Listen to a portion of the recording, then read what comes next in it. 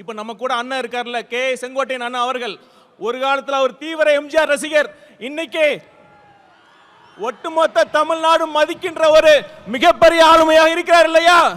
இருக்கிறார் இல்லையா? அதே மாதிரி இந்த ரசிகர் கூட்டத்தில் இருந்து இன்னும் எத்தனை செங்கோட்டையன் வரப்போகிறார் என்பதை பாருங்கள். ஆனா ஒண்ணுங்க, ரசிகர் கூட்டமா கூட இருந்துடலாம், ஆனா அந்த திமுக மாதிரி கொள்ளையடிக்கிற கூட்டமா, சுயநல கூட்டமா மட்டும் இருக்கவே கூடாது. சரி, ஒரு சீரியஸான விஷயத்தை பத்தி நான் பேசுறேன். பகுத்தறிவு பகலவன் தந்தை பெரியார் பிறந்த மண்ணில், இந்த ஈரோடு மண்ணில் அது பேசுறது ரொம்ப பொருத்தமா இருக்கும். 1916ஆம் ஆண்டு நீதி கட்சி தொடங்குறப்ப அது முக்கியமான நோக்கம் என்ன தெரியுமா? 3% மட்டுமே இருந்த ஒரு குறிப்பிட்ட சாதியினர் முக்கால்வாசி அரசு பணியிடங்களை ஆக்கிரமிச்சிருந்தாங்க. நீதி கட்சியின் கொள்கையை ஃபாலோ பண்றேன்னு சொல்ற இன்றைய திமுக என்ன பண்ணிட்டு இருக்காங்க?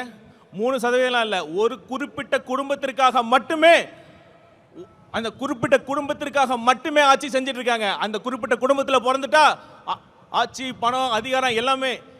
அப்படி இல்லைன்னா கடைசி வரைக்கும் திமுகவோட தொண்டனா உழைச்சி கடைசி பதவி கிடைக்காம கடைசியில் சாக வேண்டியதுதான். இதுதான் இன்றைய உண்மையான திமுகவோட நிலைமை. திமுகவிற்கு குறிப்பா அந்த குடும்பத்திற்கு சமூக நீதியை பத்தி பேசுறது எந்த தகுதியுமே கிடையாது. அப்புறம் இன்னொரு விஷயம், சிஎம் அவர்கள் நிறைய வாட்டி சொல்லியிருக்கார், தப்பு பண்ணா நான் சர்வாதிகாரியா மாறிடுவேன்னு சொல்றாரு. எனக்கு ரொம்ப ஆச்சரியமா இருக்கு. நம்ம சிஎம் அவர்களுக்கு ஜனநாயகம்னா என்ன, சர்வாதிகாரி ஆட்சினா என்னன்னே தெரியல.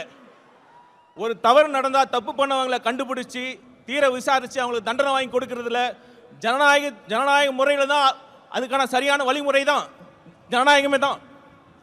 ஆனா சர்வாதிகார ஆட்சியில தான் ஆட்சியாளர்களை கேள்வி கேட்டால் அவங்களை அரெஸ்ட் பண்ணி உள்ள வைக்கிறதும், உண்மையான குற்றவாளிகள் வெளியே சுற்றுறதும் சர்வாதிகார ஆட்சியில் தான் நடக்குதும்.